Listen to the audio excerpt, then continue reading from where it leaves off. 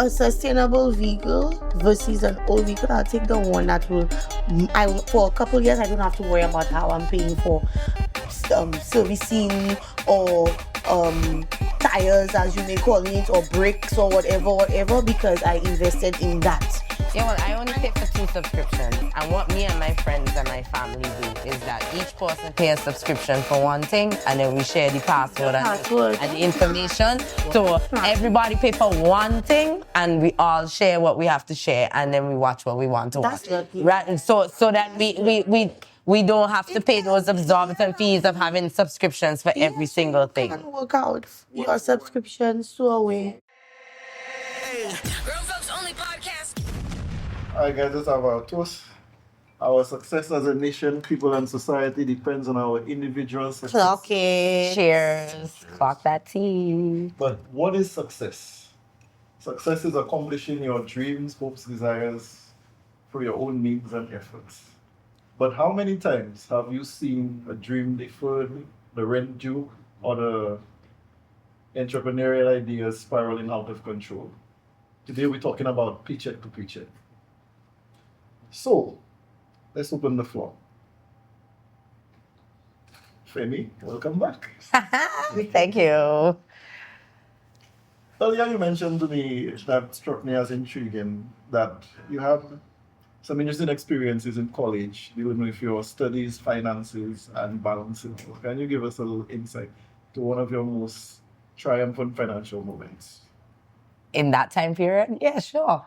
So basically, I used to get a certain amount of money from my parents a month, and I had to manage that in terms of buying groceries and then paying my phone bill, because residence was taken care of already. You had a phone bill? Yes, I had a phone bill, a cell phone bill, which I had to pay every month.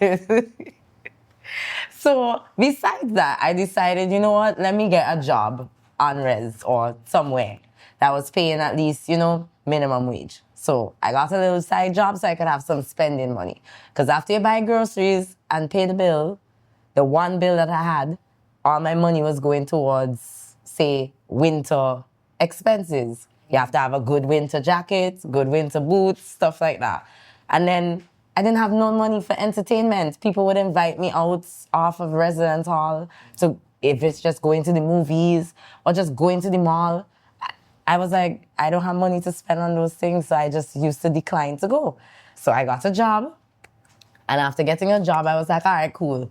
Now I can manage my money a little bit better and be able to have a little entertainment fun. Right. So you have to put a little zest money aside every 2 weeks. So now when people are residents be like, oh, let's go to the movies, a good movie show, and I'll be like, all right, cool.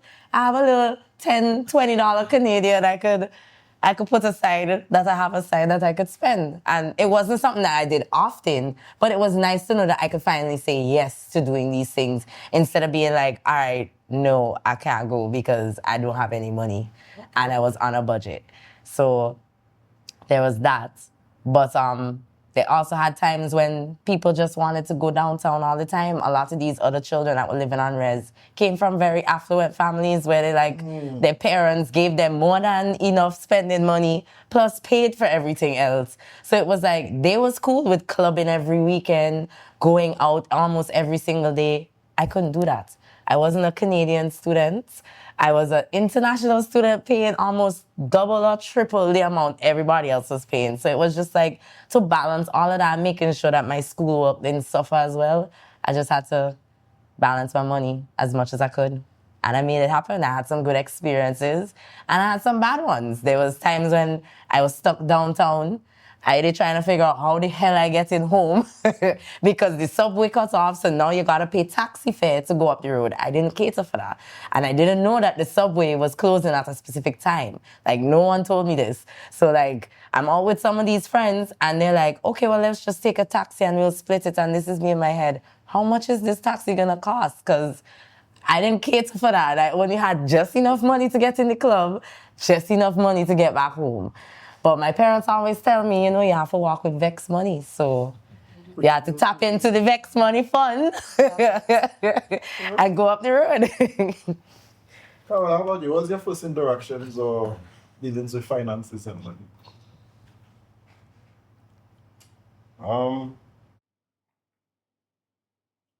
I've never really been a frivolous person, and I've always tried my best to think logically. So even if I decide I'm going out with $1,000, I always have. I always have two minds. If I go out and it's not good, I'm coming back home, keeping most of my money. But I always keep in the back of my mind, if I go out and I start to enjoy myself, I'm going to spend that entire 1,000. And I've already decided I can afford to lose it. So one of the things that changes your mentality is having a kid. And your focus changes, and that entity becomes your sole priority. And you change your concept of going out, drinking, liming, whatever it is. You focus more on, all right, I know I have school. What if he gets sick? What if he or she gets sick, I should say? What if there's food? I might want to bring them out. And for me, that was the first time I started to not just think about the dollar to dollar or paycheck to paycheck, but focusing on paychecks after, as in what I can do further on. So that would be one of my things I would say. Nice, I like that. Miss Glam Gorgeous. Mom said. I really want to hear what was your first experience and how you end up with your relationship with money. You have any interesting stories in regards to that? I know you have some nice stories. I do, but I don't know this time. Huh? You know that time? You never run short, you never find out where you say, I can't never let that happen to me. So- So First time I see that one. Lost for words, eh? Okay. Is it that you have so many stories or one of them just have you laughing? no, I'm just, Okay, so let's get into it. I've always been somebody who loves budgeting. I love writing my budget, and I like putting things together as it pertains to my monthly expenses. So if I know I'm making that amount of money a month, I could budget the dollar to the T. So when it comes to running out, I'm not really running out, but I'm adding other things that I want to the list. If you get what I'm saying. Yeah, I get what you're saying. Right? So if I know bills, I have a son, he's extracurricular, his school fees, etc., because majority of the money is obviously allocated to my son. So I would budget all of that, and then later down the line, I'll realize, hey, but I want to do this, or I want to add this, but I cannot afford it. And then I had to sit down and define wealth. Like, I had to sit and ask myself, like, okay, what is wealth? And I feel like, not wealth, but what do you consider rich? Now, I know a normal person would say, when they hear the term rich, it's money, or some people would say it's not about the material things, but, life, etc., etc.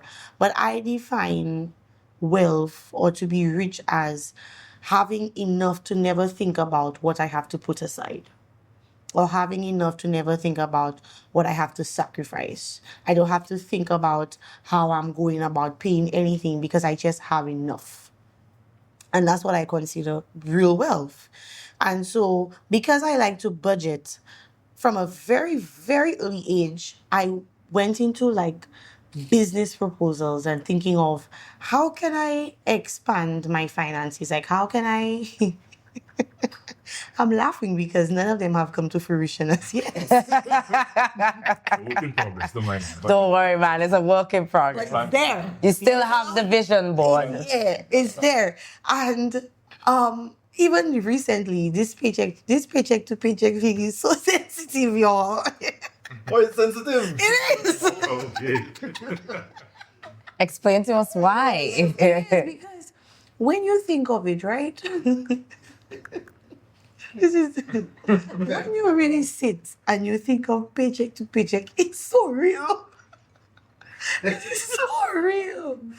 Right? And when I think about other persons facing situations that don't even make the bare minimum, and me who make enough to sustain myself and my son, you understand? When I think about it and I'm looking at the expenditures and how things are so expensive, I ask myself, but why we cannot go back to battle? Yo, Why? I agree with you on that. So battle. Who's stopping us from Why did we become, Nobody yet.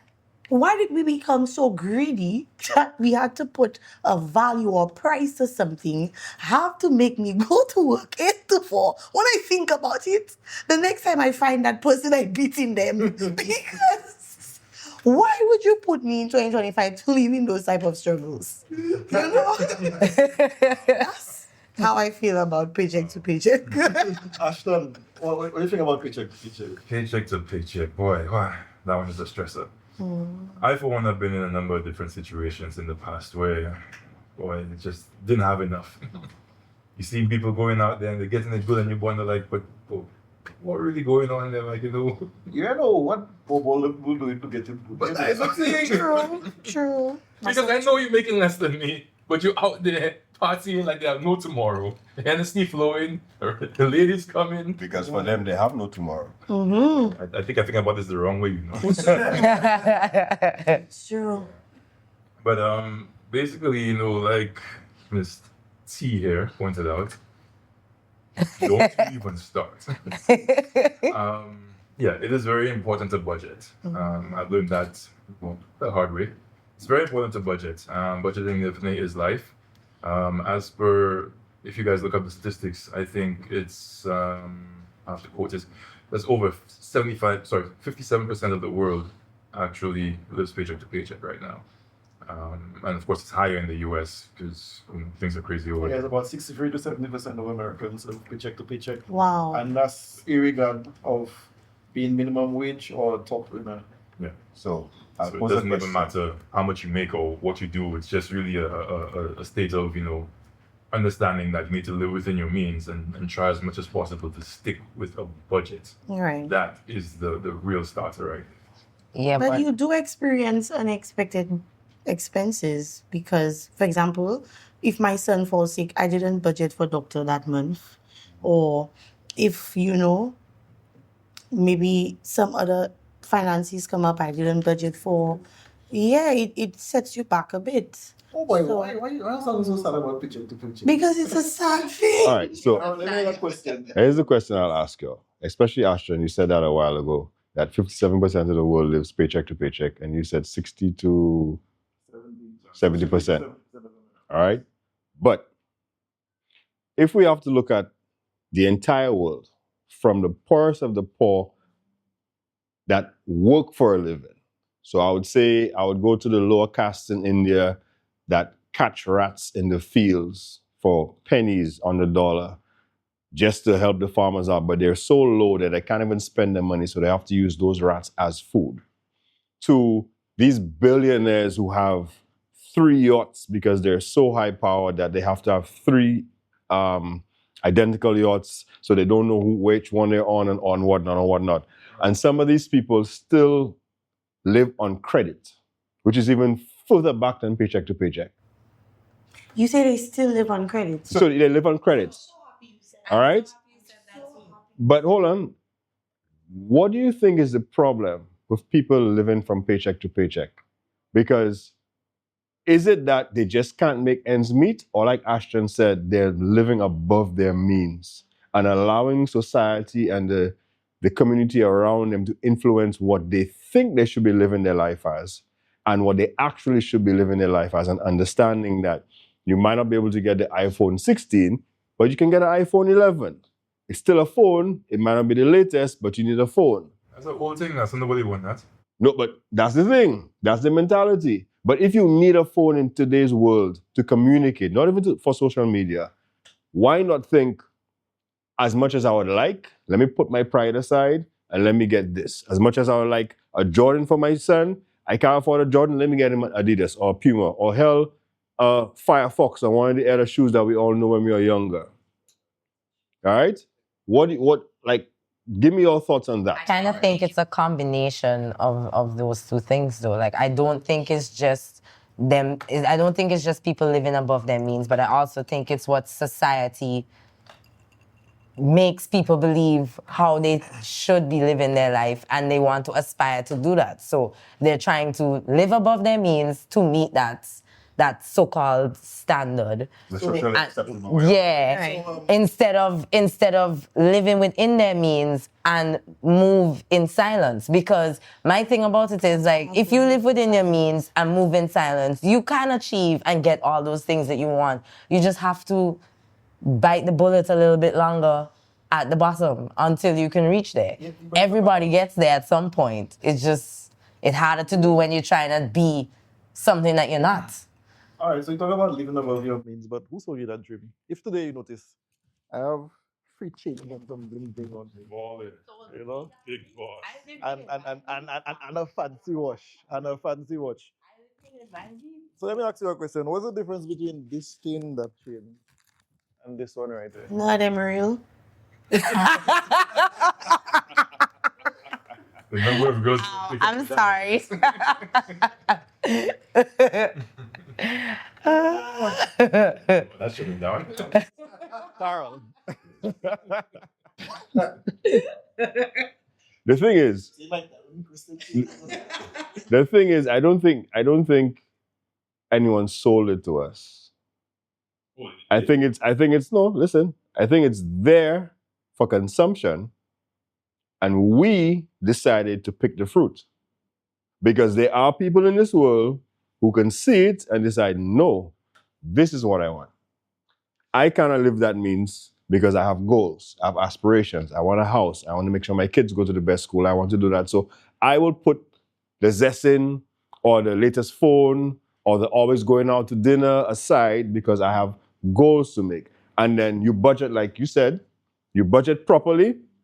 Yeah, you do have the unforeseen things that come up, which is life, but you save.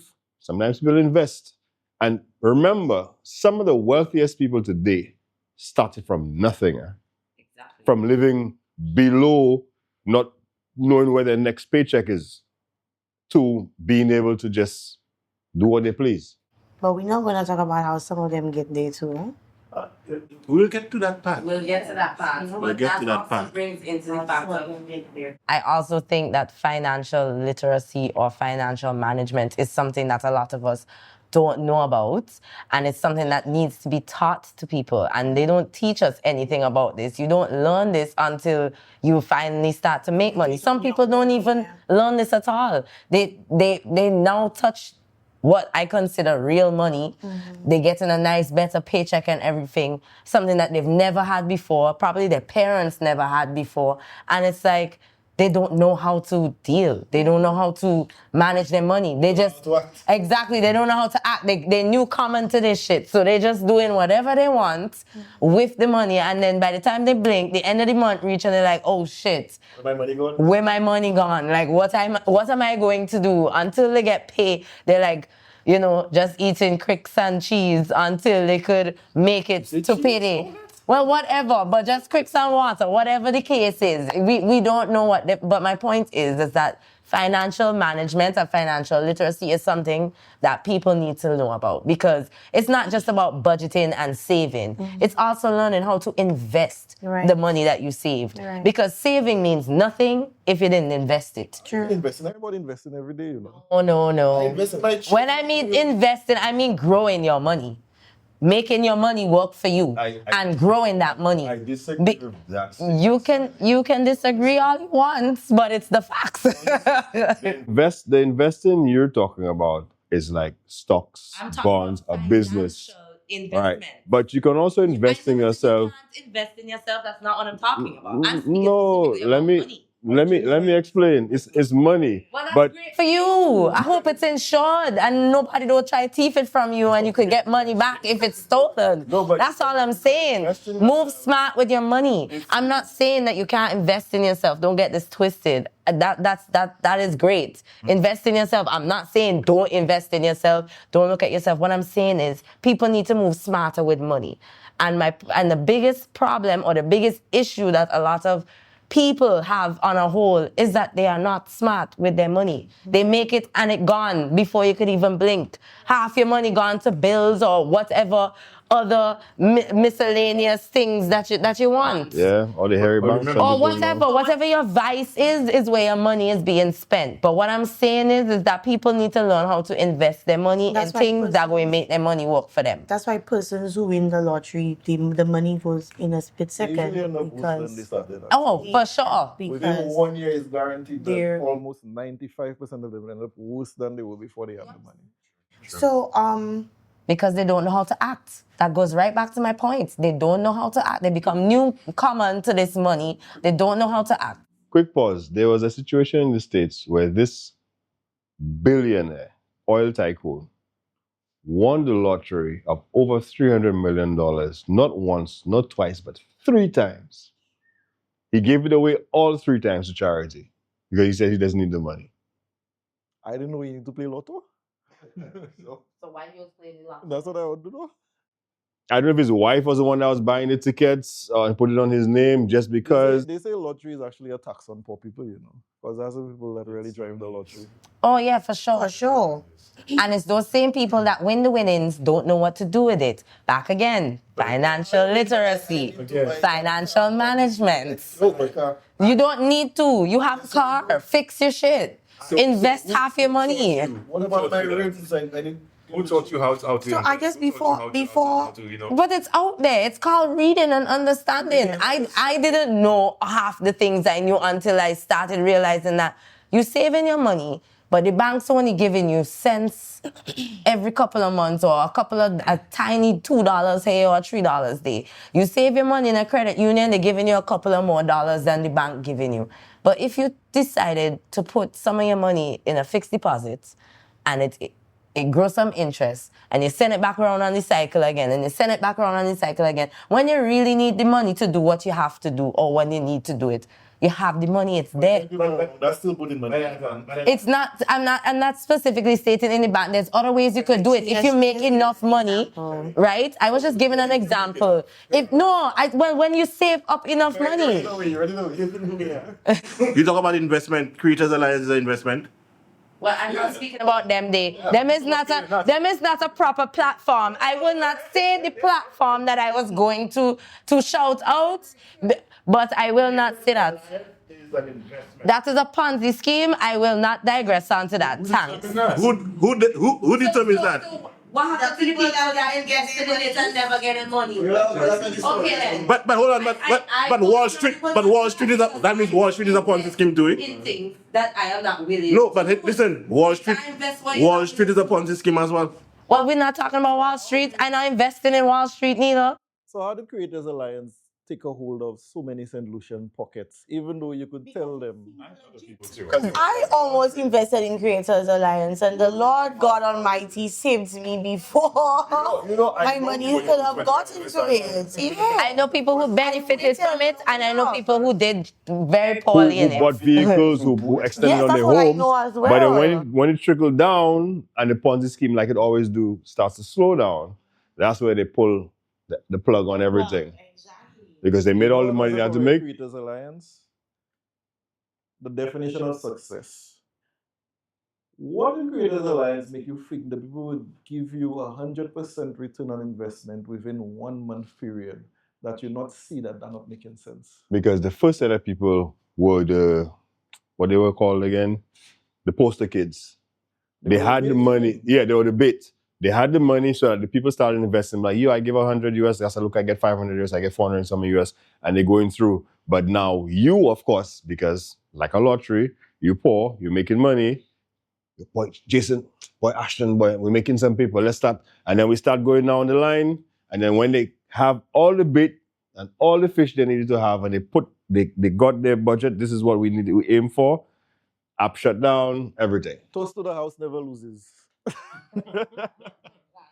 The odds are always in favor of the house. The Gambling House Creators Alliance. I see, yeah, go ahead. Yeah, before voice of production comes in, y'all spoke on, well, Carol spoke on persons who the budget, or Ashton as well, who don't live within their means, right? But I wanted to touch on persons who work hard. We have a lot of hardworking people, and there are times when they feel as if this month I want to sacrifice this because I just want to be a little selfish, right? And that's when Jason invests in his bling. You understand? You want some girls? Ashton wants, because the world has made us believe that we're supposed to work, and not enjoy the monies. We never have the time to actually enjoy. Because we refuse to make the time. Yes. If your priority is straight, you will make time for what you think is important. It's Work until also you're dead to pay bills. Understand that you must Nothing. treat yourself Exactly. from time to time. That's what I said a while ago. All right, so let's just say Jason wants to treat himself. So instead of literally stretching his wallet to breaking point and getting that big bling, no, hold on, instead of getting that big bling, but he wants a chain, why not get something a little smaller? Why not get something a little smaller? All right, you treat yourself, just not to the extreme you want it. Suppose he bought one every month. So in the next 3 months, he has bought 3 different chains, right? And So he decided he wanted to treat himself every month. So he put aside his money to treat himself every month. Nothing ain't wrong with that. I just do that for myself. No, but nothing ain't wrong with that. No, well, so he sacrificed 3 months to be able to do that in 1 month. We touched on persons living outside of their means and not within it. And I'm saying that sometimes you have to live a little. You have to make yourself happy, because if not, and that's why I'm of the perception why that is it that material things are what we consider make us happy? Material things. We use his chain as an example, but it could. But that's still a material thing. Yes, it is. Yes, it Never is. been to Costa Rica before. Suppose I wanted to go to Mexico, Punta Cana, somewhere different. I am of the belief that a wealthy person told me that it's better to order bank. It is better Facts. to order banks than to Use your own money. Yeah. That person have shares in the bank. No. No, but I'm That telling person you, have shares in the all bank. persons with money logic says do not when I use die, their money. My debt dying with me. Yes. So you don't have to remember anything. My debt dying with think me. you're not coming It for your depends house? on what type of loan you're taking, Bam. right? That's the smartest thing. It is better to pay, but listen, if you have $45,000 in your account, you want to purchase a vehicle, right? You think you're going to take your $45,000? No, and say you're buy going it? to the bank You for go a to the loan. bank and take a loan. Why is that? People that do that. Yeah, but why is that? Okay, pause. You have $35,000 in the bank. You only buy a car for $30,000. You rather go to the bank. I will not Okay. like going to the bank. At the end of paying that $30,000, you've paid back the bank $48,000. You know. Not in one go. Not in one go, Not and in you're one still go. able So to question. use your money for All right. So here's the thing. Why not? would you use Why money? not take that? Let me pose a question to you. Why not take that 30,000, buy the car, see what you would have paid back the bank monthly, and pay yourself that back in your savings? People are not disciplined enough to Thank to you. save the money. Thank you. That is the biggest thing. They're No, not if disciplined you have enough. saved $35,000, you're disciplined enough. So you saying that they're disciplined enough to do that? Thank you. Because we don't pay anything. Right? So that topic is something that everybody needs to understand. So Right. we can stick to it in responding. Sure. Yeah, so can I take the first one? I would like to say is that with discipline. If you're looking at discipline, everybody will feel there. What you need is to understand what you're saving your money for, and then everything else will melt away. If you're saving for that car and you get that car, you still have to buy tires for that car. You still have to put oil in that car. You still have to pay your license at the end of the month. Do you see exactly what the car costs you past the $45,000? But that's why you take the loan and you leave the 35 in the bank. Facts. Why can't I just buy a $20,000 car instead of a Covering all the other $45,000 Because the $20,000 car going to cost you more problems than the $30,000 car. You'll have to change parts. Let's listen. You'll have to change parts. Okay, not You'll have to change, but it would be an older model, Yeah. So which means it will come with more issues. no, not necessarily. Okay, buy the old car. Now you see what I think our actions cannot be any wiser than our thinking, and our thoughts can be no wiser than our understanding. Why the $20,000 car cannot last as well as the $100,000 BMW? I do not. Why would I buy? Now you overdo it. Exaggerated. Yeah, you really exaggerated there. Like, let's bring it down a notch. Ain't nobody trying to buy no BMW. Choose between a sustainable vehicle versus an old vehicle. I'll take the one that will. For a couple years, I don't have to worry about how I'm paying for servicing or tires, as you may call it, or brakes or whatever, because I invested in that. So I know for the next how many months or how many years, I don't have to worry about that. But if I buy a $20,000 vehicle, it's more likely that I will have to spend more in a faster period than if I bought a good vehicle. So let me give you interesting statistics. Most people in St. Lucia, first loan of any significance is actually a vehicle loan. Because it's the fastest loan to get. The banks don't want to give you loans to buy houses. No, they don't. They'd rather give you $100,000. It is less calamity for them to give you a vehicle Set loan. us up for that. They don't want us to own property. There's another factor that we forget in. If you buy the vehicle with your cash money versus you buy the vehicle with a loan, if the vehicle breaks down, you can go back to taking your bus until you can afford to fix it. If you pay that loan for 2 months because something happened to you, your vehicle is gone.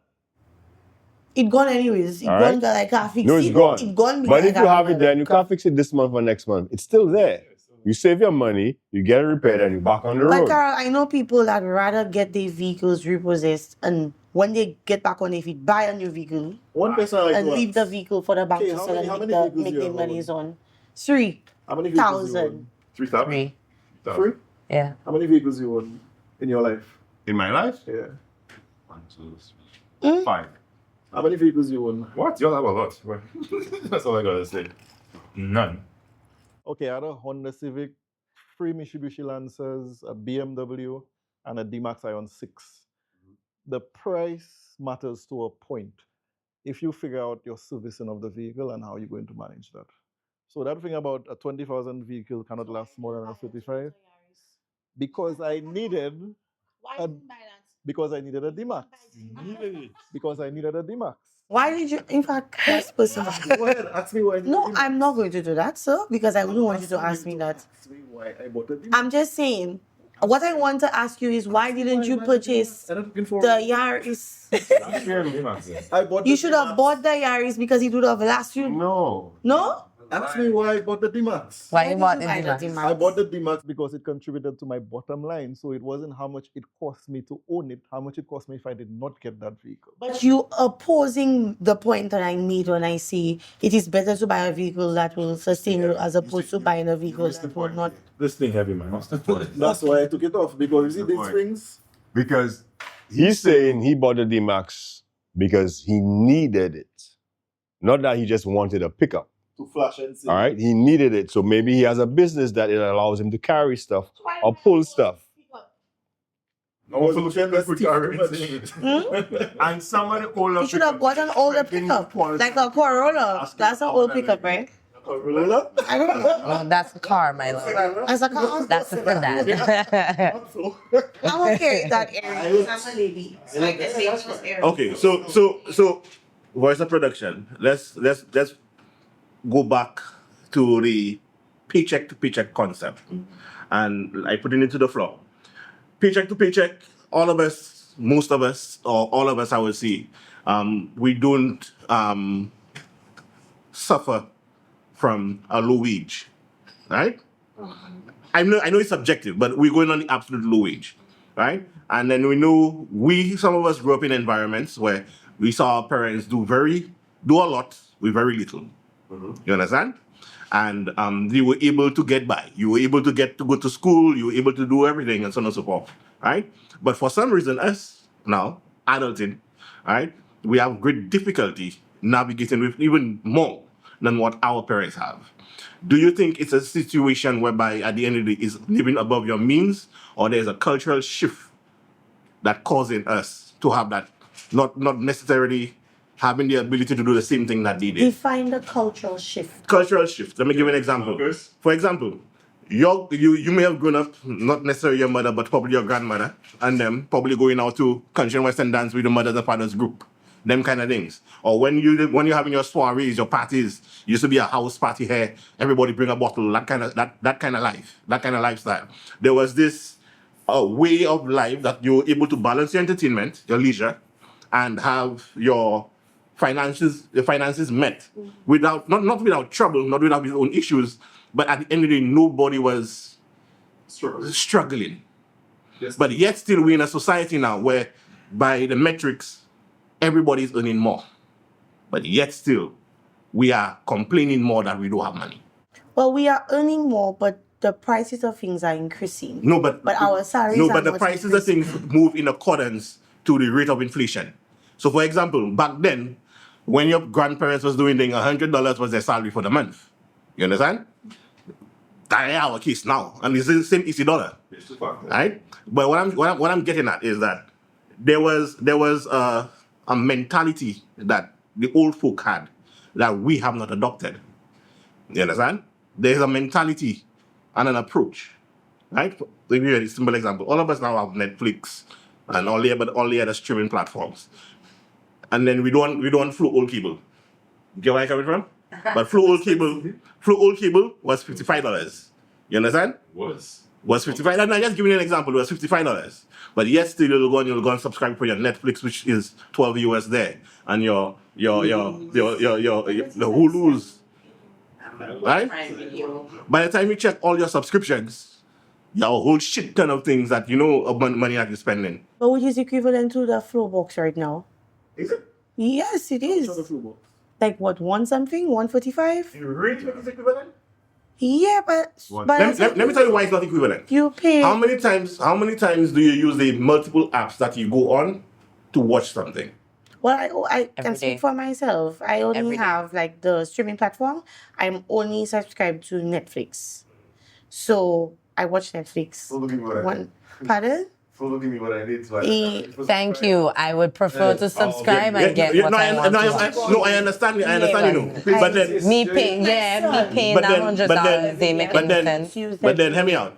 When it comes to the programs that Netflix doesn't carry, what do? you have to get another subscription, of course. Well, Yeah, well, I only pay for 2 subscriptions. And what me and my friends and my family do is that each person pay a subscription for one thing, and then we share the password, password. and the That's information. smart. So That's smart. everybody pay for one thing, and we all share what we have to share, and then we watch what we want to That's watch. lucky. Right? And so that we don't have to pay those exorbitant fees of having subscriptions for every single thing. can work out your subscriptions to a way. The companies are cutting back on that, so you know. Yes, I know, but you have to find a way to find a loophole. I won't say it on this podcast, but there are loopholes my greater to point that. my greater point is that we have the paycheck to paycheck situation, right?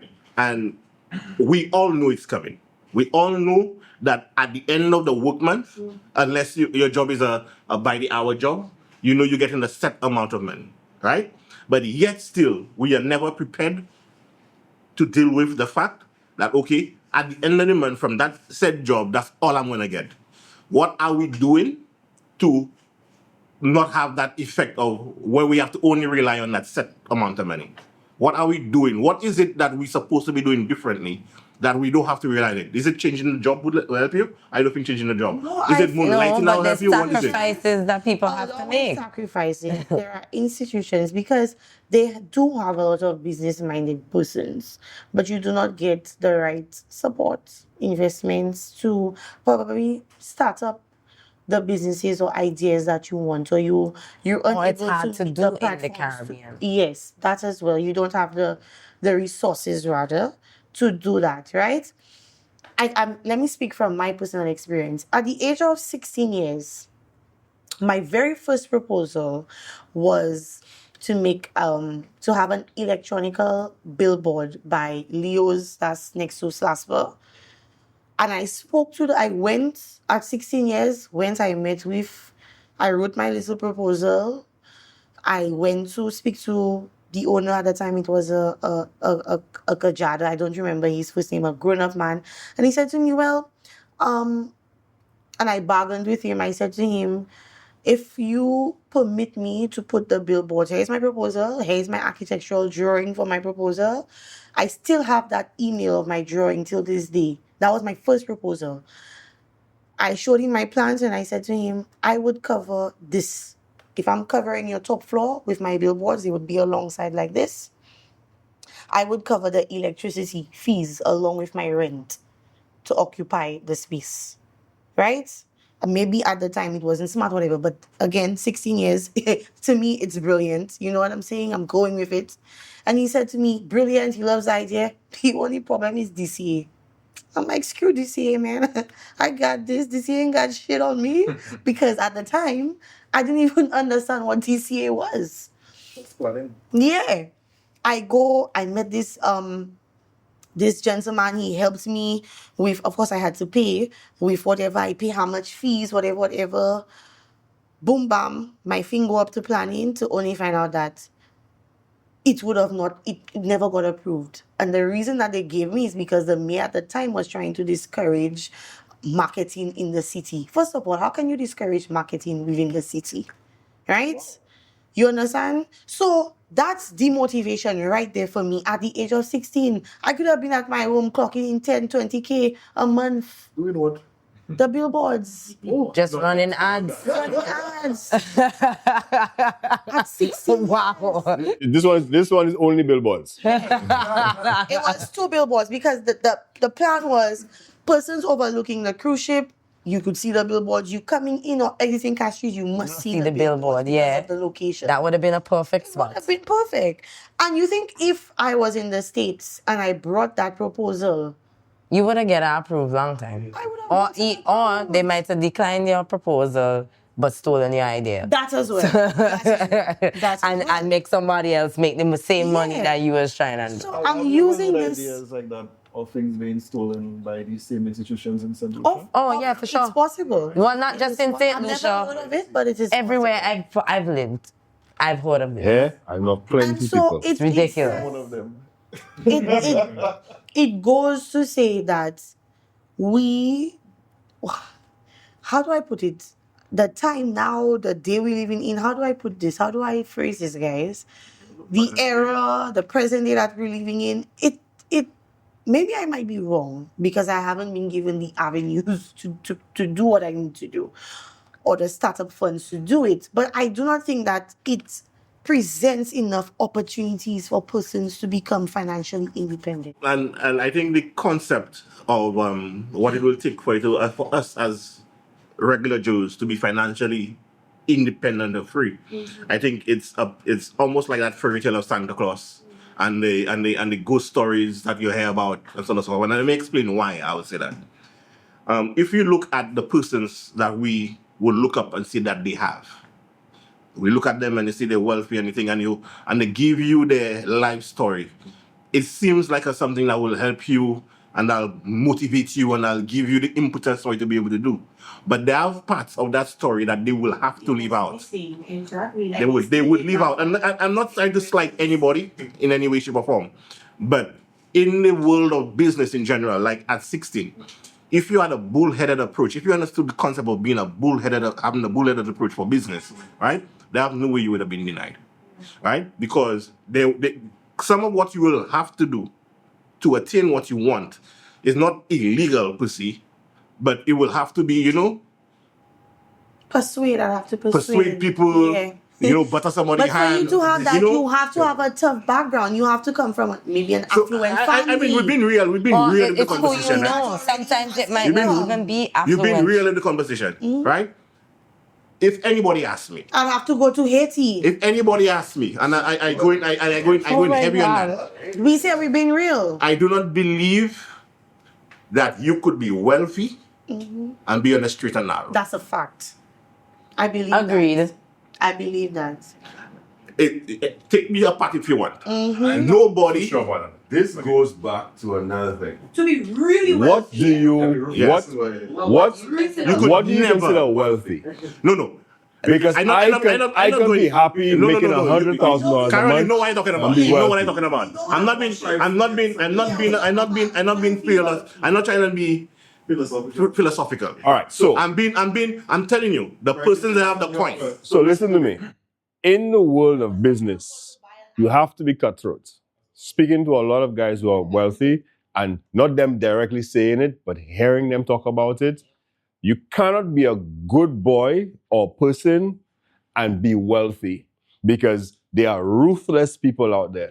If at the bottom we can talk about business ideas that were stolen and stopped from us, what do you think would happen when you climb into the top with people who have more money than you, who might see the advantage of what you're trying to do and try to take the profit for themselves? Now, I like to raise a point to what you say. To be real wealthy, you have to understand something. You have to almost be a little bit pathological if you're thinking. You cannot be somebody who goes with the norm, and you have to see things that the average person not seeing. A lot of people get in through the back door underneath everybody radar, the real wealthy people.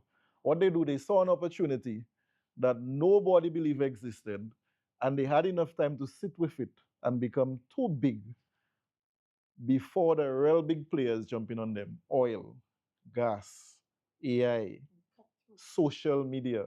At some point, somebody will try and muscle in on you. That's when you need to be cutthroat. But you have to have that kind of grit to understand they really have something there that nobody not paying attention to. And I think I can exploit it. We in the Caribbean and the US, as African people, complaining about slavery that was 100 years ago. The Europeans used to enslave themselves before they came to Africa. My simple question is, what then is so exploit in us then that we cannot exploit in ourselves right now, and we're still crying behind them looking for reparations? We still have the chains on our necks. We still need to take the car. We have to work for money just to pay for the car to get to the job. How about that? My first experience with money was at university when my mother gave me $400 to live in a month. And she said, you have one semester. If you fail, you get a ticket to come back to St. Lucia. I am making it through the first month on that $400. Every day I have to eat fast food because I don't know how to cook. When I have to go and buy my little handouts and thing. But at the end of the month, I could still remember vividly what I thought. I thought I was not managing myself properly, and I never thought for 1 second that they wasn't giving me enough money. I think some people just need to change. They really have some people in Africa and India and right here in St. Lucia that really did poor and they're not making enough. But there are a lot of us who ride in that excuse as if we still 10 years old and we don't have any money when we have more enough to survive. We have to change from I need more some people to I have enough, especially with consumerism. How many times you buy that new chain or that new car and then 2 days later you back to the same feeling of want, need, and regret? Is it really a money problem or a psychological lack inside of us? And I think that actually touches on something that we didn't discuss it, but you did just say a while ago. Social media and social media influencers. That's one. These people are there to make you feel like, you don't have enough, you're not enough. Be it your size, your They're skin not. tone, They're your not there complexion, to make you whatever. feel that way. But Yes, they are. Yes, they are though, because that's their job. that's the story that they portraying to you all the Look at time. television, listen to radio, look at the billboards. They brainwashing it. Thank you. You need an iPhone. You need it. You need that certain brand to wear. You need it. You need that certain cologne, that perfume. You need it. We are So brainwashed on social I will- media, hold on on. TV, and hold on, radio. I'll go back to what Jason just said. Why do we have to think we don't have enough, and not that we need to reprogram Yeah, but ourselves? you're making it sound like it's so easy. When you're being bombarded from it in 4, 5, 6 different Put it this way, directions. Like, looking at come Corporate, on. right? you already programmed to go to the level. They have other options, you know. Mm-hmm. We born to be in debt. Showing that. We're naturally born to be in debt, you know. Listen, just tonight, while I was preparing for the podcast, setting up the lights and stuff, the television is on Game Show Network. That's the thing my mom watch, right? And the ads coming on, and I'm standing there, I'm listening to an ad for medication, right? It's for COPD. It's for COPD, right? And I'm hearing what it's curing about the COPD, but in a separate voice, I heard 20 other things that it causes. Right? and then she said something that was kind of profound. You know, when you watch television, all you see is insurance, credit cards, medication. Lawyers. When you think of the market that people, what they market to you, right? You don't see a Sears ad like you would have seen before to buy things on at Sears or something, so, or at Casey's or those things. You see more of those kind of ads because the service-based industry of sorts, or fix the problem industry, I should just put it that way, right, is what's running the world in a way. And all of us have a problem. Each and every one of us have a problem. But that's boxing 101. Create a problem and provide a solution. Hold on. Let me pose something to you. I personally haven't watched TV in over 10 years. I go online. Hold on. I go online. I use whatever it is. But every social media outlet has an algorithm because it learns the viewer. So if you want to stop seeing the things that trick you into, I seen this person traveling and they gone first class and they have this and that and the other. If I open my TikTok, my Instagram, my Facebook now, I guarantee you'll freak out on what you see. Because I program it to what I want to see. So everything, because it checks the seconds you watch, how long you watch. So if you keep skipping and the things you stop on, which is what you want to see, eventually you're going to start to see the things that you need. But at the end of the day, you're still falling in the loop, though. But you're falling in the loop for the right consumption of information. I mean, you determine that for yourself because you are that self-aware. What I'm trying to tell you is at the end of the day, what you consuming, whatever you consume, you cannot evade it. You cannot evade it. No matter what you say, the control is there. The mere fact that it will feed you more of what you want to see, it's not you in control. It's not you in control. But you're not getting what I understand what you're saying. I understand what you're saying. But what I'm trying to tell you, at the end of the day, no matter how you try to spin it or twist it, right? Whatever is being fed for you, social media is 10 times worse than television. Yeah, it is 10 times worse than television. Because at the end of the day, on television, they do not have the ability to dictate what the audience watch. They can't force it. They could have a general idea. Right. But social media is you and what your patterns dictate. True. So whatever your patterns dictate to them, they know how to feed you. And then before you check yourself, you're on this retreat because you know you're in your spiritual phase, you're in this retreat in Timbuktu, you're somewhere doing something that you didn't in your mind think that you will be doing in 10 years. Not that you shouldn't. Mm-hmm. Right? It's just that you think that you're evading and you're escaping, but you're actually part of the mix. What we need to do is to adjust and recognize to ourselves that I do not believe in the concept of living to paycheck. I'm not saying that all of us cannot get to do the things that we have to do, but we have to be intentional. Right? Most of us are not intentional with our actions. We just kind of like, we just going with the flow. If I win the lottery today, if I take care of me now. Yeah. So nice. You have to be intentional. And that's what I think that is missing. You said financial management. I agree. To a degree, you have to have proper financial management.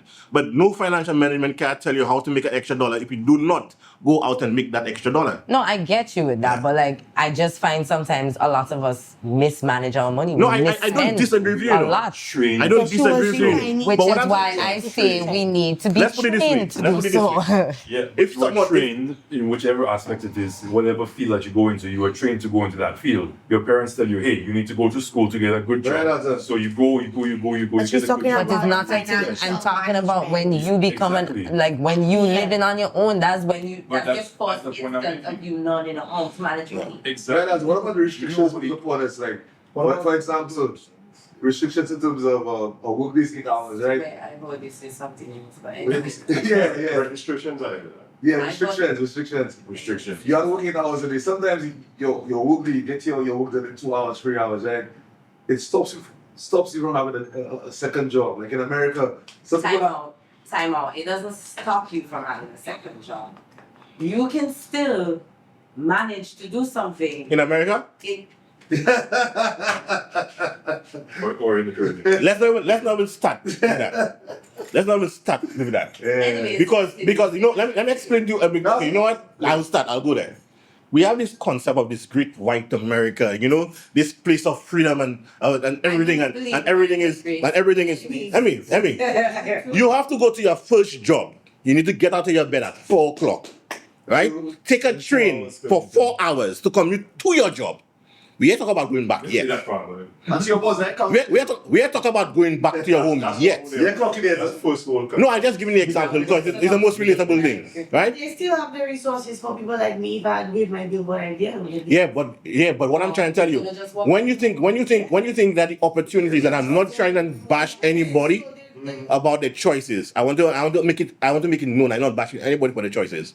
My philosophy is, if you can't make it in the land of your birth, and you think that you can make it somewhere else, I believe that's the wrong approach. That's me personally. Yes, I am literally making it in your country. I couldn't do outside because of the opportunities. Over there. Because of the opportunities, you go abroad, you make the monies, and you come back and you. Yeah, but then you know what happens? You know what happens to people? You know what happens to people when they, and there's nothing wrong in that mindset. Imagine you go out and you're slaving. That's what I'm calling it. You're slaving to make America great. Only for them to not to classify you first and foremost as one of them. Only for them not to classify you as one of them. You work your ass off, not to be for you to be classified as an alien, right? Then at the end of the day, you take your well-earned monies, retirement, whatever you want to call it, you build your little condo in St. Lucia, and so on and so forth, because in your mind, that is your retirement. Why do you think that's your retirement? Because at the end of the day, what you have here, you could not have up there. And I'm not exaggerating. Tell me if I'm making sense. You could not have it up there. So if it was such a great option to go up there, and that's not necessarily true. And what you said something a while ago about the opportunities. I think the problem, and being in my elevated self, I would say, I recognize that what you don't get is not because It's not there. it's not because it's not there. It's because you just didn't know how to get it. Now, you touched on that immigrant thing. Immigrant is a phenomenon, you know. Whenever somebody understands that they have a limited amount of time and they go to another country, usually the people there, irrespective of race or class, do not see because they get sensory numbness over time what opportunities might be right in front of them. You never notice some people come in here, they see a beach. Today the beach looking like nothing, and then tomorrow you have a hotel there, or you have some theme park, or you have a rental space, and then somebody come and say, I want to rent that for 200. You say, take that garbage, I really have nothing to do with it. Then you see the person have a meat shop there or some weird idea. They say, boy, I never thought in my life that I would have worked there. And the person get muscled out of their idea, and then they try to run that same business idea on their property, and it fails. Or, see that thing you say about people coming back to St. Lucia and building house?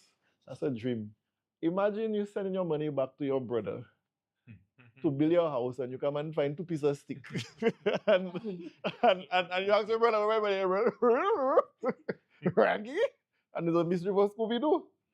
That's things that happen to people all the time, you know. All the time. And then they have to go back to living paycheck to paycheck. And the standard of living, no matter how bad America may seem, even though it's a little corrupt with healthcare and whatnot, it's a lot. It's still better than what we have down here. Some people say you go to Victoria and they cut off your wrong leg. That happens in America too, but yeah, let's go. happens anyway. You see, we in a small island, so everything is magnified. I think so. We have to take that for what it is. Like how Americans right? So yeah. Not just that, huh? Yeah, we're like, oh my God. Or that no one is But listen to me. Listen to this dynamic. Listen to this dynamic, right? He has homeless. We watch America, the land of the free, whatever you want to call it. And I'm using America because it's the most visited out of the Caribbean. That's what we do most of the times. Most of the time. Am I right or am I wrong? Can we all agree on that? Right. Everybody, So when you think about it, right? You leave St. Lucia, you go in for the land of opportunity. And I'm not going to tell you that you don't get opportunities there. But imagine you had this respectable job in St. Lucia. You travel over there, right? Thinking that you'll get that opportunity. And then you end up becoming a babysitter. Nothing wrong with that. You're making more money. Huh? After You know, Maybe a true story. yeah, no, it's not. You say you're making more money. You say you're making more money, but here's the funny thing about it. You move to New York. You move to New York. You're making $3,000 US at the end of the week, That's not the figure. right? Yeah, but what I'm trying to tell you, your apartment building is 1 to a week or whatever it is that you have to pay. Huh? For a little. Yeah, for your little thing, and you're living in somebody's basement. And then You- you have 3 months advance. And I say, that is your sacrifice, people. I'm not telling you, no, that's not your sacrifice. And then at the end of the day, for your brother that tell you the in St. Lucia to send him a little Western Union, and you send him $200 and tell me, that you send him for me? That's what I look like? Because in them, they don't know what you're going through, but they're looking at you as if like, you got that space, you're in a place of opportunity. That's what you told them. But they don't. That's how box you live in. they don't know you're living in a shoebox. They don't know how you're struggling. They don't know that the fact that the opportunity that you want to look for yourself. Sometimes you end up selling your freaking body. Nobody don't know what you're doing for you to be able to make who is buying. You understand? But at the end of the day, all they're seeing is that you said that you're going to make it, and now you feel obligated to do it by whatever means necessary, right? And the sacrifices that you could have been making in your own land, Country. you have to go and do it. You're going to do it over there, not because the money is better, just because at the end of the day, just because you made that decision to make that move. I don't know if you'll ever notice, there is this man, this white man, that took his family, came to St. Lucia, he loved the land, whatever it is, right? And he's busking by the roadside with his guitar. He's not a great singer. He's not a great singer, right? He's not a great singer, but he's busking, right? Ask any musician there if they will have the balls or the gonads to do exactly what we're doing. They will not do it. Well, usually now they beneath them. Yeah, what? Beneath them. Yeah, they look at it beneath them. But what they do realize is that's a market that's unexplored. We will leave St. Lucia, we will go to Manhattan, and then we'll see the roadside performers, and Same thing. and you'll chip in. And those fellas go in and they live in proper because that's their hustle, that's their job. But we don't want to do those things because it's beneath us. But then we'll leave St. Lucia and we'll go and do it elsewhere. Well, that was my arrangement. I was living school in Canada and I could have stayed up there and decided to get my PR. I chose to come home. I told my parents I'm not living in no basement apartment when I could come home and live in my room for free. Like literally almost for free, because all I would be doing is chipping in a bill here and there. Why would I go and suffer in some other person's country, living with family members in the house, not saying that they would treat me any kind of way. Right. But 99.9% of the time family members going to tell you, so when you leaving or what bill you planning to pay this month, and asking you when you getting a job and whatever. They want you to take whatever job is available instead of letting you find your footing. I could have done that at home, so I chose to go back home. I was about to say my mother was a family member.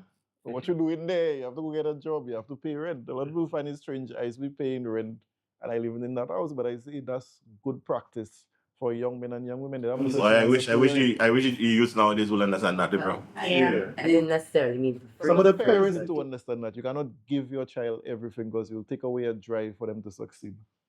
As If they're not simple paying as rent, they're paying 2 bills, they're doing something in the house. They're chipping for groceries. that. Yeah.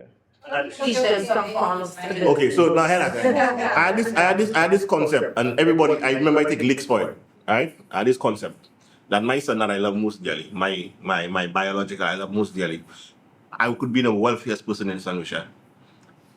If he needs to get his first car at 18, right? I'm not giving it to him. I would agree with you on that. I would agree with you on I'm that. not giving it to him. And it's not because I don't love him and not because I don't care for him. But you want him to I want him to understand, Cherish it more. earn Work it. for it. So I rather tell him, okay, I'm selling that car for you for $1,000. No matter how small it is. And then make him go and earn the $1,000. right. Bring the $1,000 to You're me. teaching him that Right? importance of bringing- Then when you give me the $1,000, give him the car and give him back the $1,000. Oh, okay, you know what? I will not give him back the $1,000 because next time you expect that. But you get my point. The point is, you'll catch on. But the point I'm making is, we need to stop that. I think that's what we need to do now. We need to be able to be that block that changes the dynamic on the people that we move with later on. Yeah. Right? Yeah, We need to be because because when you give the child a thing, you rob them of the opportunity Facts. of learning how to take care of themselves. That's How to work hard. Or that's also how to cherish something. If you work hard for it and you pay for it with your own money, you cherish it more. Exactly. My first car that I bought, was trying to buy, was from my parents. And I used to give my dad money every month towards the car.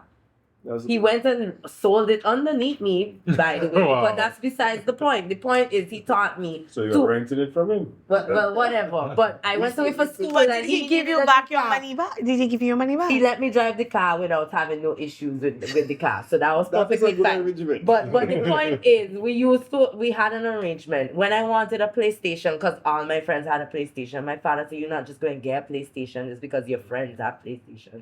You gotta work for it." I had to get good grades. And I bought my PlayStation I came up with half the money myself. Right. I literally went and got a summer job. Then when it was Christmas time, I got a Christmas job. By the end of Christmas, when Christmas time reached around, I got my PlayStation though. Femi, let me tell you, my father teach me that lesson a different way. I tell him when I want a Nintendo 64 PlayStation, the man go and buy a Poly Boy something. And so when I see that thing, my mouth long. My cat tell me nothing. It's too back and I get it. After he spend his money to buy me that. The generation, we are trying to teach our children almost like, I don't say we feel sorry, but because we didn't grow up with some of the things or our parents couldn't give us, we tend to just shower our children in the And that's things the that wrong we did approach. not That's get. why you're bringing up people who are As opposed, lazy. because we want to say we don't want our children, I don't want my child locking in the thing. Why? I don't want my child. But they don't. Hold on, but they don't understand the importance of teaching the child the understanding of what it is to earn, And to get from what it here- is to spend, To me, the most what it important is to. thing you can teach your child is how to get from here to there under their own strength and power. That is the final lesson as a parent you can ever teach your child, and the child will be successful. From not having to having. You can give them $1,000. The lesson of the child figuring out how to earn that $1,000 off of their own back is much better than giving a child that $1,000, and will pay the child 10 times over. just for us to not that we're done with paycheck to paycheck, but I think for that episode in particular we have to bring it to a bit of a close, right? Yes. But just to share some thoughts on why I actually believe in our Caribbean atmosphere, the paycheck to paycheck thing is an issue, is because unlike the other societies that have that credit ability, we don't have that ability. So if you don't have the money, you don't have the money. In America, you don't have to have the money. You could have 10 credit cards, 20 credit cards, and so on and so forth. So our Caribbean dynamic is a little different from that from there. Am I right or am I wrong? To some degree. But let's I see, had a high line of credit from Public Bank one time. I could have buy a vehicle on that. And a loans officer trying to convince me to buy a vehicle on that. I would have to be stupid to buy a vehicle on a 25% interest rate card. Wow. It's a line of credit. It's a card they give you with a very high high limit. limits. That's pretty much what I feel like. It has its advantages and disadvantages, but what you have to learn is how to live off of what you have. I think when it comes to paycheck for me, as voice of production, I'll say this. You know what you earn is fixed in terms of at that job. Yes, I agree, let's budget, so on and so forth. You also know you're going to have that job for an extended period of time. If you know you don't have enough, you need to start devising ways, not by cutting back, and that's important. I'm not going to tell somebody, turn off every light, not saying that you should waste electricity. My philosophy is different. if you know what makes you comfortable requires $3,000 by calculation, you know you were getting 1,005 from that said job. What you need to do is to find out how I'm going to get the additional 1,005. I think that's my personal approach. But My you approach can't is a little always think different. of how to come up with the 1.5. Not every time you will be able to come up with the Just hear 1.5. me out. But what you're saying is, I What understand. we're saying is, what's the point of budgeting knowing exactly what your monthly is? You know you're earning $1,500. You understand? You know it for a fact. It's not something that you have to guess. You know how that 1,005 supposed to be spent. How many times do you have to spend it for it to know how it have to be spent? You understand? So the issue that I have with persons and paycheck to paycheck is that they keep themselves locked in on the paycheck and not looking to diversify how they could earn. Oh boy, Sometimes you know that shit, bro. Hold on. Sometimes you're so caught up, Kurt, in dancing from one foot to the other that you don't even make the time to think like that. Yeah, well, You know? and I But count you caught myself. up in surviving. Yeah, you dance from one foot to the other. Well, bills, my child's sick, I have food, I have to go to work, I have to do this. By the time you get home, it's just, boy, let me put on Netflix and let me just melt. I count myself fortunate for one reason. When I left secondary school, when everybody had the aspiration of going into higher learning and wanting to be a doctor and be a nurse and be a police officer and be those things, right? I never had the aspiration to do any of those things. I have a regular 8 to 4. The difficulty I face coming out of school is what I'm doing now in production is what I always wanted to do as a business, right? I started off with music. I did those things. I carried computers under my arm to go and play music for $40 already. People like tell you that already. I go and do things for very little because in my mind I always wanted to be a bit of an enterprising person. That was my first love. Not just music or anything, but be enterprising. So my mindset was a little big. The difficulty, which is what you faced, Key, is what I faced as well. I didn't have the startup. I didn't have the know-how per se. So I had to fail multiple times. And when I tell you fail multiple times. And I'm still failing. And it's okay. In my opinion, it's okay. Because what you live with it, what you leave from the fails, you learn how to change it up later down the line. To the point now where I could literally have an 8 to 4 and still flex on the outside and know that my outside flex is greater than my 8 to 4. So in other words, the 8 to 4 now for me is going to handle all my monthly without problem. And now I could invest with the business the other way. So we have to think of what it is that we're coming into, what it is that we want, right? And not cripple ourselves into believing that it's only that I could earn, it's only that I could do. You understand? We have to change that dynamic. I think that's the concept of paycheck to paycheck is how we imprison ourselves. That's just my opinion on it. The chains move from around our necks to inside our heads. That's paycheck to paycheck. But in closing, I would like to ask each of you, how do you think in about 5 sentences you can break the cycle of living from month to month, week to week, day to day, paycheck to paycheck? Okay.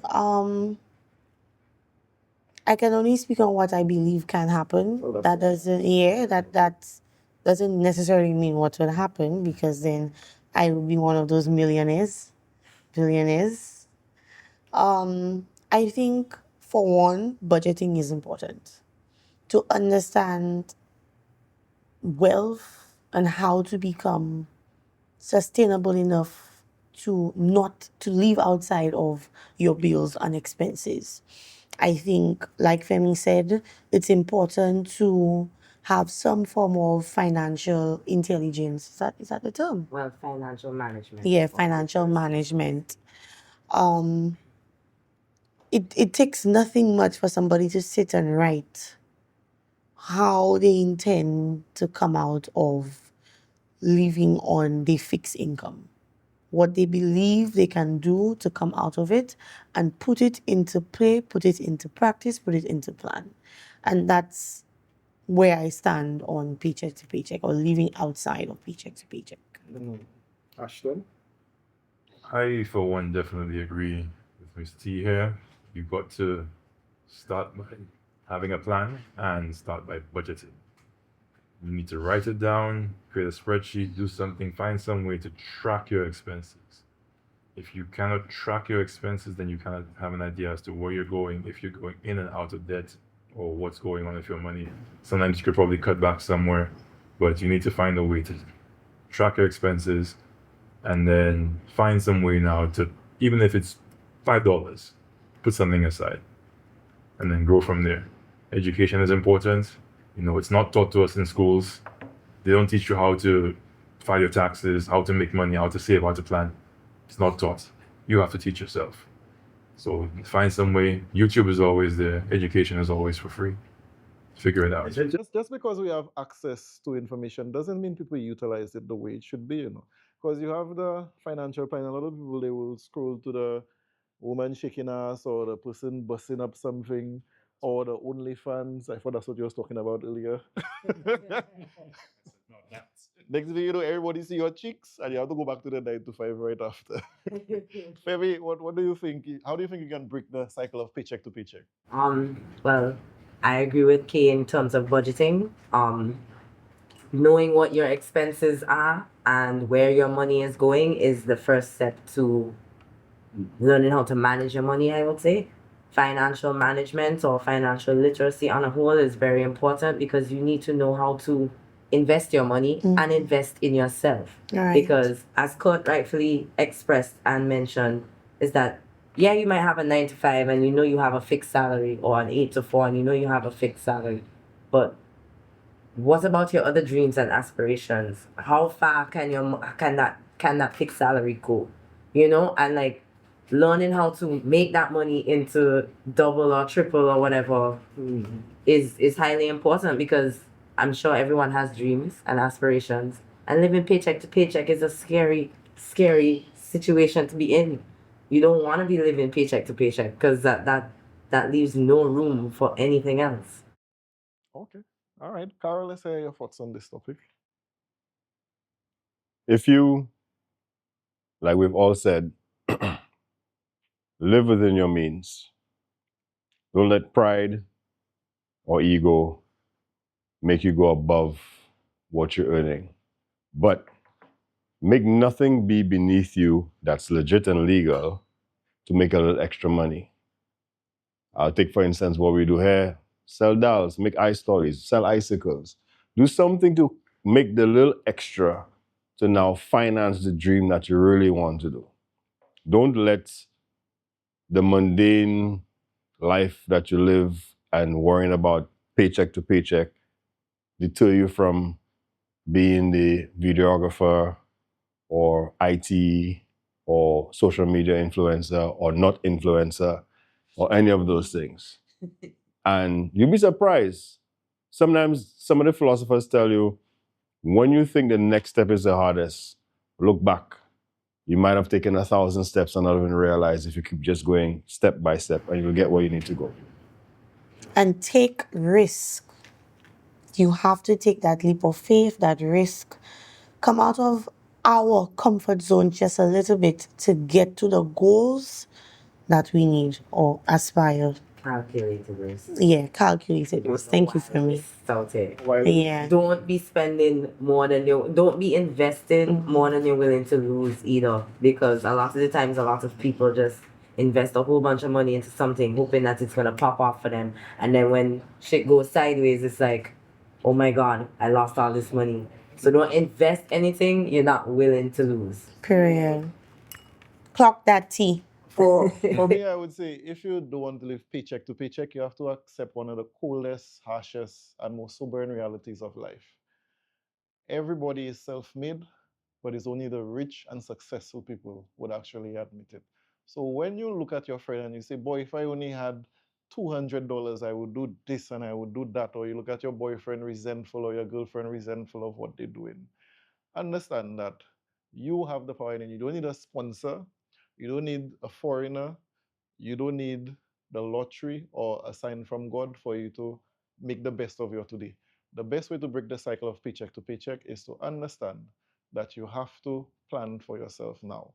Start taking from yourself now to invest in your future instead of taking from your future tomorrow in terms of loans to try and make yourself as comfortable as possible today. What you cannot do without, you might end up dying for. And that's a paycheck to a paycheck. That's it for me. Grown Folks Only Podcast.